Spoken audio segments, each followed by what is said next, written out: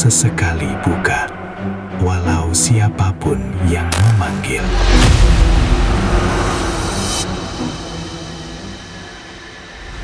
Tahun 1985. Ketika itu, Kuala Lumpur belum semodern sekarang.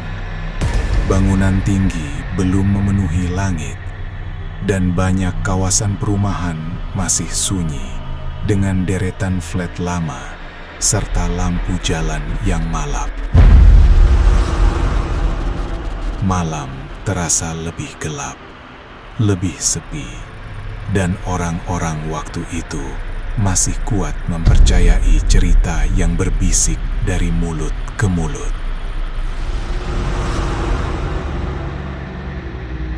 Salah satu cerita yang paling ditakuti pada zaman itu ialah tentang bunyi ketukan setelah jam 2 pagi.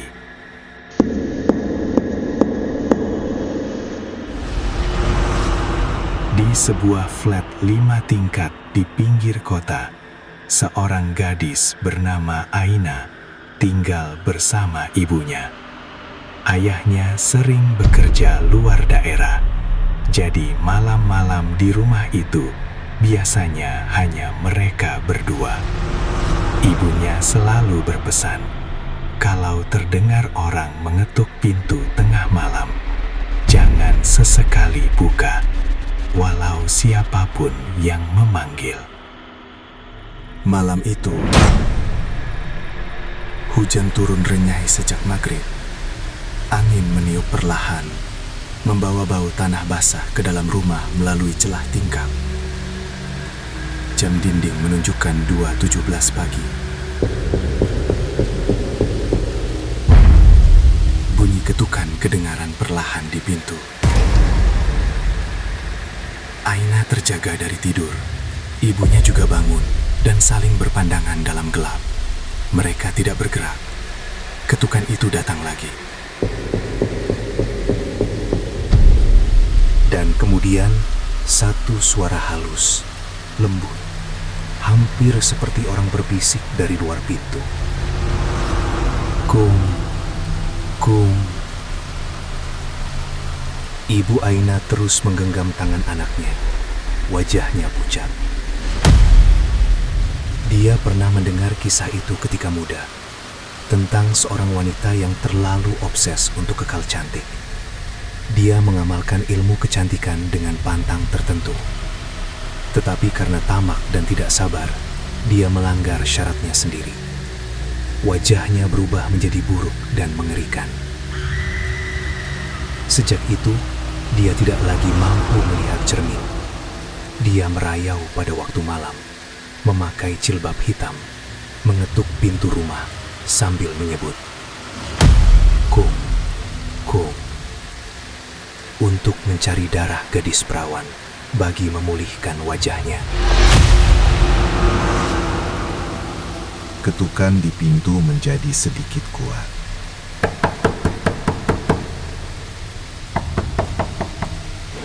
Kum, kum, buka. Aina dapat merasakan bulu romanya berdiri. Ibunya menggeleng perlahan, memberi isyarat supaya diam.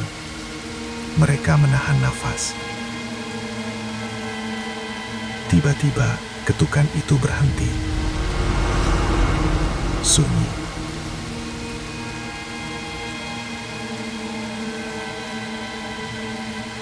Hanya bunyi titisan air hujan dari atap. Beberapa saat kemudian, bunyi lain pula kedengaran.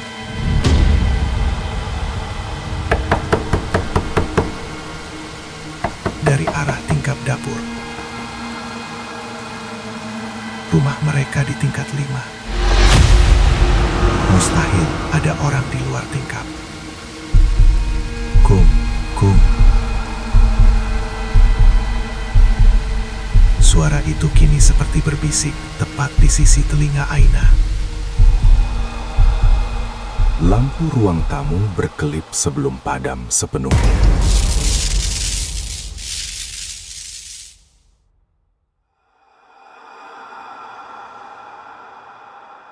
Dalam kegelapan, Aina terdengar bunyi kain diseret perlahan di lantai. Ibunya membaca doa dalam suara bergetar.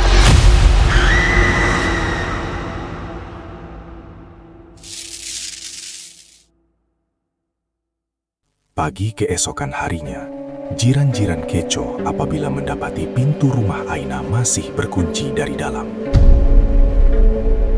Tiada tanda pecah masuk, tetapi tingkap dapur terbuka luas, walaupun malam sebelumnya dikunci rapat.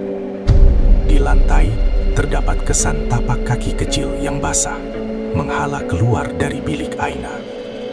Sejak tahun 1985 itu, kisah bunyi ketukan kum-kum menjadi semakin terkenal di sekitar flat tersebut. Ramai mendakwah pernah mendengarnya selepas jam 2 pagi.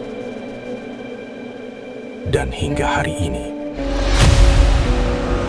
ada yang masih percaya, jika terdengar ketukan perlahan di pintu pada waktu malam, jangan sesekali menyahut. Karena mungkin dia bukan berdiri di luar rumah, tetapi sudah berada di dalam.